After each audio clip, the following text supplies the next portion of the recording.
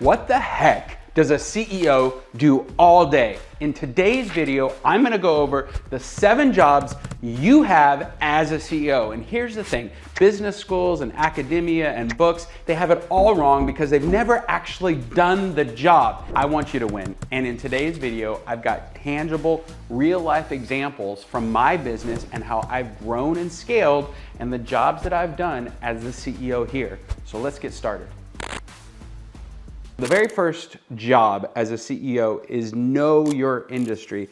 And my example here is these are all books about building business. I own my Outdesk. We're a virtual assistant company. And so what this means for me is that you need to know the biggest players in the game. You need to listen to the earnings calls. You need to actually read every book that you can on your industry. And you need to know the insides and outsides of everything about your particular company and the industry that you're in. So these are the tactical things you can do to know your industry. Number 1, know the biggest players in the game. You have to know who your competition is. I keep a massive spreadsheet of all the competitors in our marketplace. Number 2, listen to the publicly traded versions of your company. Listen to their earning calls. You have to know what's going on in the biggest players in your industry. Number 3, keep a pulse of everything that's going on in the industry. So know your thought leaders, know the private bankers, the PE companies, everybody that's involved inside of your industry so you can be ahead of the curve. The number 6 is very simple. Know your financial numbers. The other day, I'm talking to a CEO and I point blank asked him, how much are you spending on sales and marketing? And he couldn't answer the question. And that's when I knew he wasn't a real CEO. He was a lifestyle business owner and it's a problem. So in this number 6 job of a CEO is know your financials. These are our financials on a month-by-month basis, and it has all of the information. What's our cash flow? What's our CAC? What's our lifetime value? Why is this important? Because this is the differentiator in your industry. If you don't know your numbers, you can't actually make shifts inside your business to actually win in life. So the important things, CAC, how much does it cost to get a new customer? Your customer acquisition cost, lifetime value. Once you get a customer, how long do you keep them? And what's the value of that one customer? Cash conversion cycle. Oh my gosh. In the beginning of my career, I didn't even understand what this was. It's really important. It's how fast you turn a new customer into cash flow and how long it takes you to be actually profitable once you get a new customer. Really big deal. Cash flow. This is a mistake that a lot of businesses make. They don't understand cash flow, and this can sink your business as a CEO. How do I know this? There's a competitor in our industry.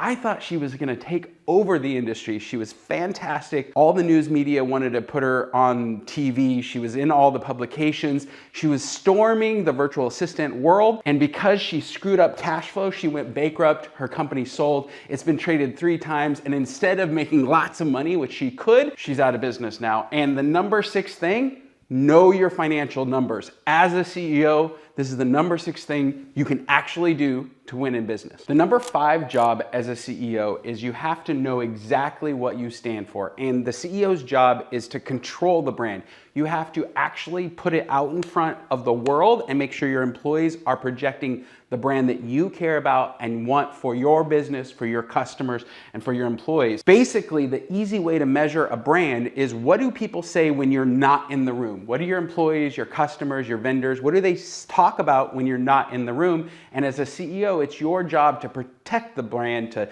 nest it, to know exactly what people are saying about your company and make sure you control the message. Your number 4 job as a CEO is product service obsession. And in this example, I want to share with you our sales playbook. Why is this important? As the CEO, you set the standard for the entire organization.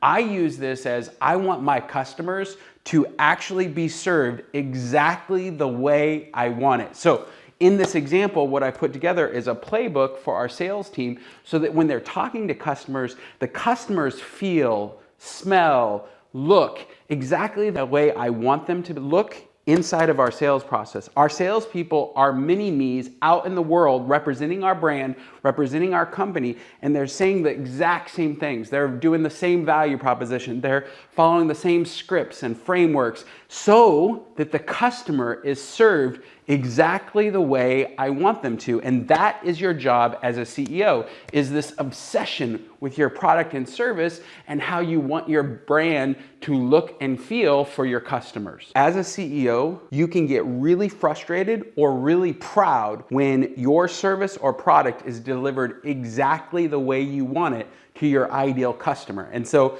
this product obsession and service obsession is exactly how it is. The CEO of Disney cares deeply how his stars are treated and the movies and brands that they put on screen. And so it's a big deal in this world as a CEO to know exactly what your customers want and how to serve them exactly the way you want them served. The number 3 job as a CEO that you have is the culture and environment. And this is simply explained like, what does it feel like to be an employee or be at your business? Now, we have lots of clients, over 1,500, and I get the opportunity and pleasure of traveling around and walking into these businesses.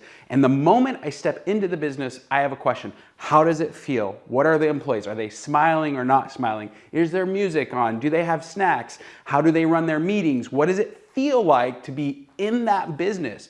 This is the job of a CEO, is to set the table. Your job inside your business is how do you want your employees to feel? How do you want your customers to feel? How do you want your vendors to feel? How do you want your business to feel to your customers and your people? This is a very important thing. Are you smiling? Are you asking people how you're doing? Are you walking around as the CEO in the morning saying good morning to everybody? How you doing? How was your weekend? These are simple little things that drive big results within the business. Do you have a culture of performance? Do you have a culture of getting things done? Do you not have a culture of getting things done? Are you an absentee CEO? Meaning you don't care and you're not in the office. These are big deals. And so this job, culture, and environment can be simply broken down. What does it feel like to work for you or be in the office with you? Okay, the number 2 job as a CEO is hunting talent. And that is bringing the right people in and then retaining them over the long term. What I think is really important is when you're hiring folks, you want doers who are actually focused on winning and not thinkers. The issue with thinkers is they are not predisposed to taking action. And any business that has a bunch of thinkers and no doers is poised for not winning in the world. So the number 2, hunting talent, the most important thing that you can do here is find doers who are hyper-focused on winning. So we're an organization that wants to bridge the gap in talent, meaning we're looking for the best talent in the Philippines to find the best talent in companies in the US and Canada. So it's a really important point here. We want to bridge the gap and bring the best talent to the marketplace. And we use a lot of these fun games, like this is a spinning wheel where you can actually get prizes as a salesperson. Here's our board, how many sales and placements we have, and we have a gong. It's really important for us that our people are hyper-focused on winning and taking action in the world, and that is a job of a CEO, is to hunt talent, retain talent, and grow and scale your business. Remember, turnover is the enemy of scale, and it's really a big deal to have the right people on the bus. So number 1, growing revenue is absolutely the hardest thing that you have to do as a CEO. The reality is these are why the jerks keep their jobs, because they don't do the other 6 jobs well, but they grow revenue well. Or it's the number 1 reason as a CEO that you get fired. You're like chopped out because you can't grow revenue. And time again, we get customers that call in and say, hey, I'm challenged with growing revenue. And the reality is this is the hardest part of being a CEO. In fact, it's the only reason I would fire myself is if I failed to grow revenue year over year inside of one of my companies. And the reality is that's why it's the number 1 job. It's the number 1 focus as a CEO, and it should be your number 1 focus as the CEO of your life, of your business, and of your world. Okay, so I told you I'd be tangible. I'm gonna be tangible. Revenue is a very measurable thing, year over year. Profits, very measurable thing. This is the thing as a CEO is your number 1 thing. Deliver revenue and hopefully profits for your business. However, I wanna give you the measurables for the other 6 because they're just as important.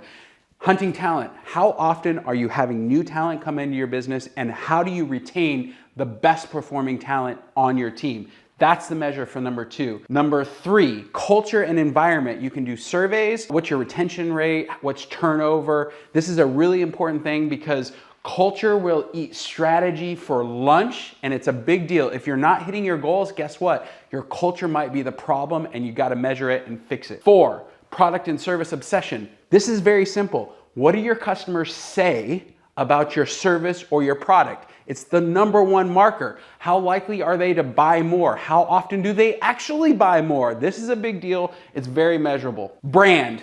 This is very simple. How do you stack up against all the universe of all the other brands out there? And how do you measure that? You actually do surveys and you find out in the marketplace. Very simple place to actually know, how does your brand compare to all the other businesses out there? Know your financial numbers. Now, this is a little bit more nuanced, but it's very simple. Get your P&Ls and compare to your top competitors. Pull the financial reports from the publicly traded companies. Is your profit in line? Is your COGS in line? Is your cash flow in line with what the market and industry is? Believe it or not, this information is public and you can find it. It's very simple. Know your industry. It's very simple. When I talk to somebody about their industry, I'm asking them questions like, hey, who's your competitors? How's your value proposition in the industry? What are your offerings compared to all the people out there doing what you do? What technology is going to disrupt you? Where are you going to be in 5 years? It's very simple to measure all of these things. This is the part in the video where we've given tangible examples and actually the 7 jobs that you have as a CEO. I want you to spend a hot second reflecting.